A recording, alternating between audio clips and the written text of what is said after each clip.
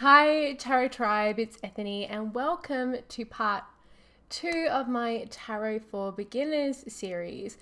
If you missed part 1, where I talk about the difference between tarot and oracle decks, you can check it out in my description below or over at the transcription at ethany.com.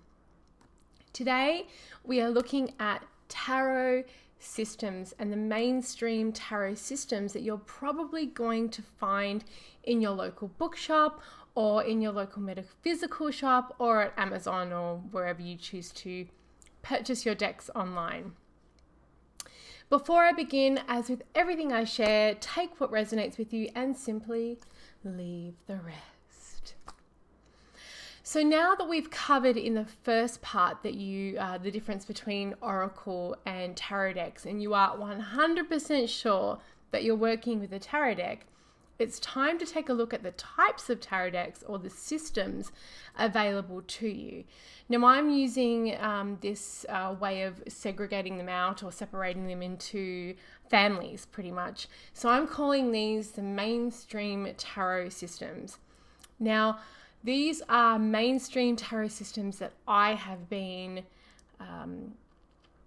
introduced to, I have worked with, and I have seen in the majority of my work with tarot.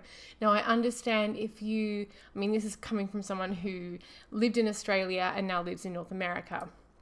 If you grew up in a different European country, this may be very different for you, as your mainstream tarot systems may be very, very different, or you may not know as much about the Rider-Waite Smith. It may be the Marseille, for example. So please do take that into account, that this is my experience and what I have seen in the tarot world. There are a lot of contradicting informational portals or opinions when it comes to the origins of tarot, where it actually came from, its origin in regards to geography, and I respect many tarot historians and I have studied it quite a lot. But what I'm telling you is based on the records and information that I have found, and I have found that have been verified. However, I want to put it out there that I'm not a tarot historian. Okay, go and talk to someone like Robert Place. I am certainly not a historian. I want to give you an overview of each of the most popular systems to give you as much information as possible so you can make an informed choice about which one you would like to study. So I actually have some examples of 2 of the major systems, but I don't of the other 2. I have versions of, but I do not have the original, so I'm going to place in the video photos inside so that you can see it, and then I'll switch over to holding up examples. So the first of the mainstream tarot systems that I would like to present to you today was actually a cartomancy deck, and it's an oldest tarot / cartomancy deck. It is a 15th century deck called the Visconti-Forza Tarot, and I probably butchered that. It was commissioned and created by 2 Italian families, Visconti and Sforza. Many of the visual components that were in this deck are mirrored in modern tarot decks. The Visconti-Forza Tarot also had a role in the way that tarot decks are numbered, the way that these modern decks like your Rider-Waite, etc., are numbered. They have Pip Cards, which means that the cards for their minor arcana reflect more of a playing card feel and a vibe, and they were not fully illustrated with full scenes. I do have a video about Pip Cards versus fully illustrated cards over on my YouTube channel, and if you'd like to learn more, I will also place that in the blog post over at ethany.com. So I actually go through the difference between a Pip deck versus a fully illustrated deck. So that's going to be the first one that you may see quite a lot of. The next is the 18th century French tarot deck called the Marseille Tarot.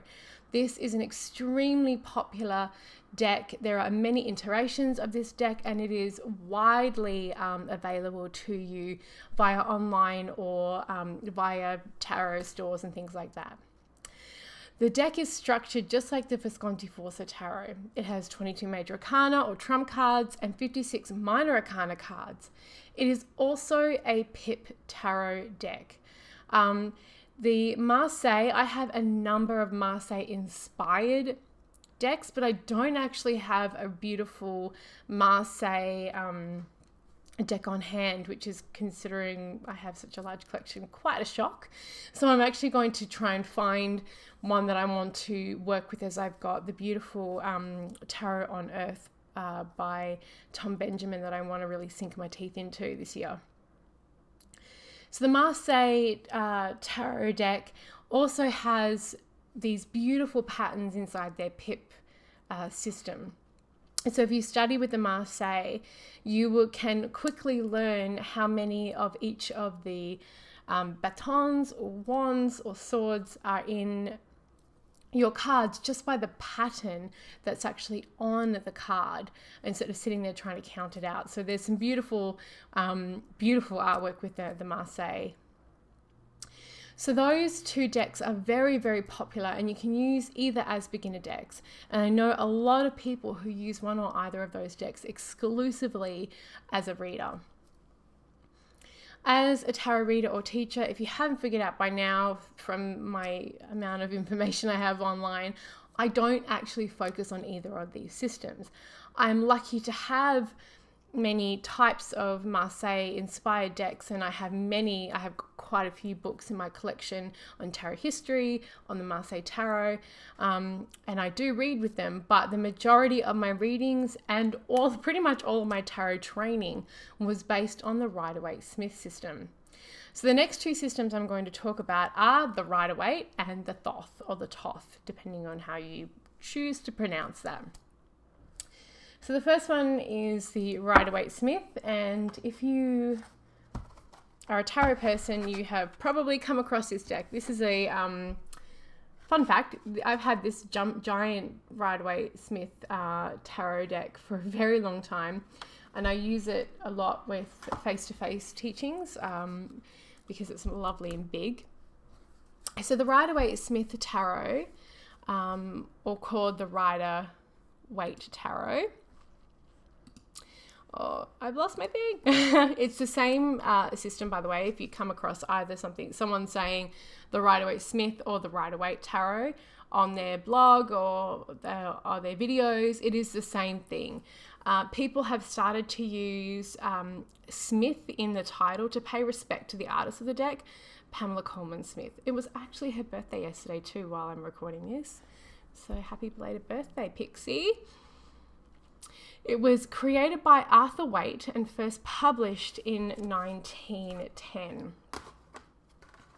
The iconic artist, as I mentioned, painted the deck, and her name was Pamela Colman Smith. Hopefully these are all up right. I haven't actually looked.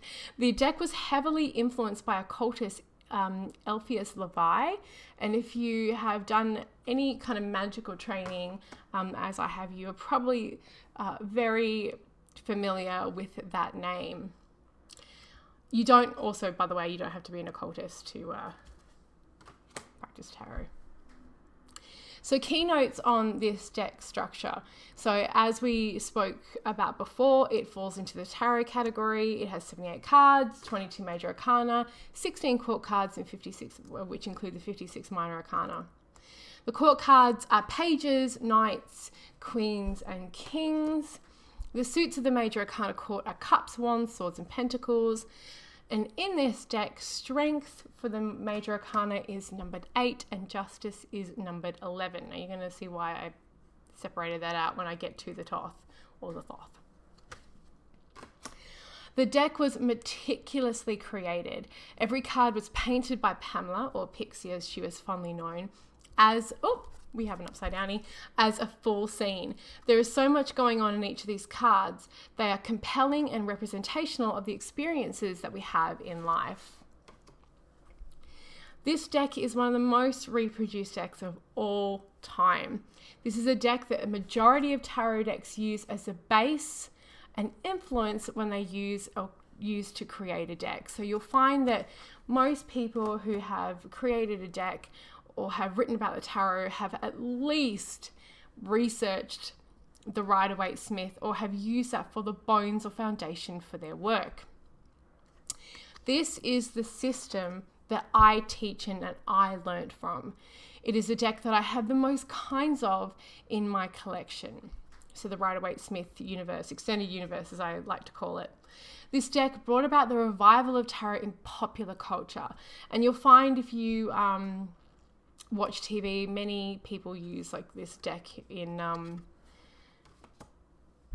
the representations of pop culture.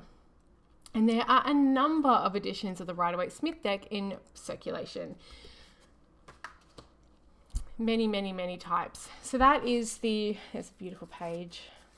I love this giant one. And I was not a fan of the like original Rider-Waite Smith because these colors are quite stark. But it wasn't until I started to really study it and I actually worked with inspired decks of the Rider-Waite Smith that I came back and I was like, oh my gosh, this is actually like exquisite. And so now I have many, many versions of this deck, of the original deck, and then like the Centennial, and then it kind of branches out into the weird and wonderful decks that I have in my collection. Now the next one and the other formal or family of decks that you're going to find a lot of is the Thoth Tarot. I have a number of Thoth decks as well. I have a larger one somewhere in my collection. This is a very, very iconic deck as well. The Thoth Tarot was created by the infamous Aleister Crowley, and it was being produced between 1938 and 1943. The art was created by Lady Freda Harris. The deck was first published in 1969. I'm hoping I'm getting this in frame here. No, I'm kind of not. I was a little bit worried about that.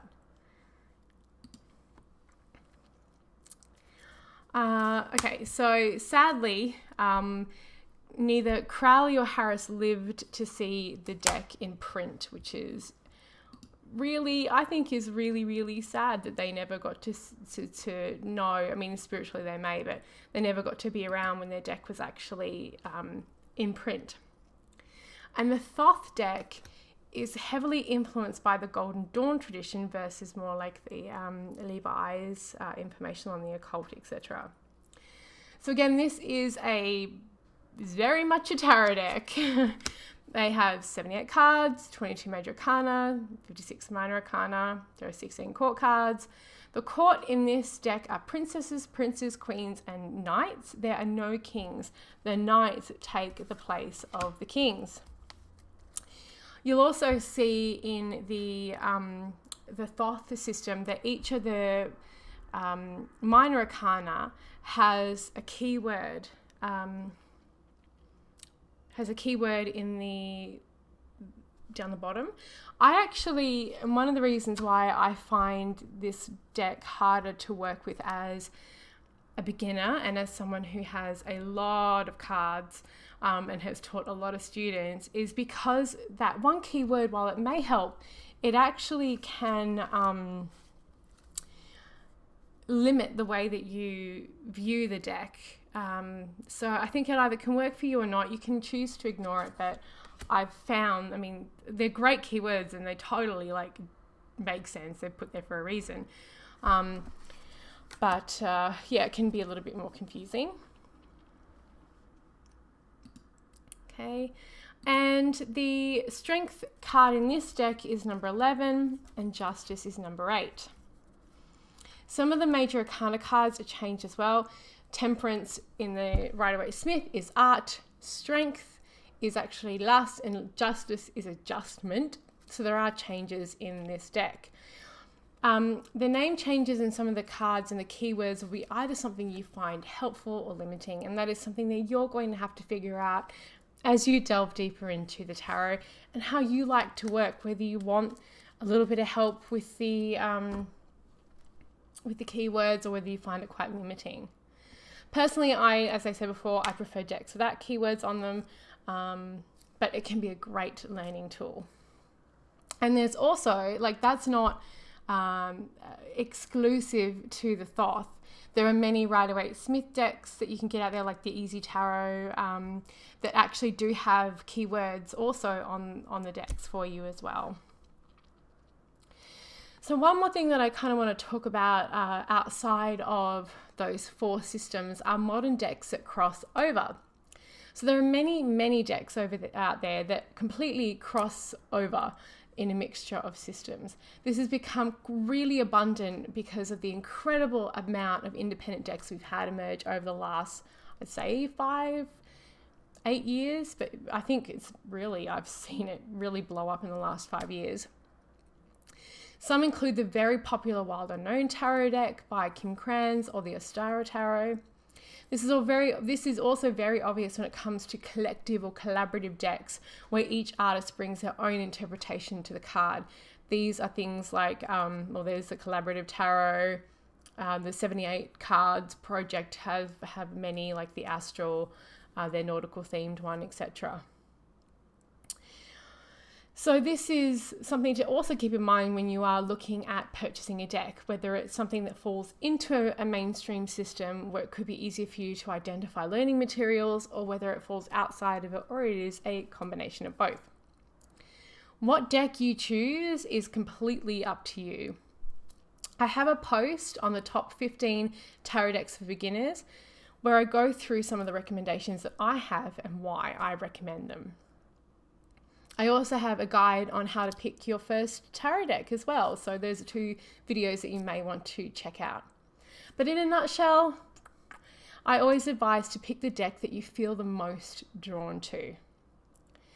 So that's it. Thank you so much for watching and going through some of the mainstream tarot systems. I hope this was illuminating or interesting, and I will see you soon for part 3 of my Tarot for Beginners series.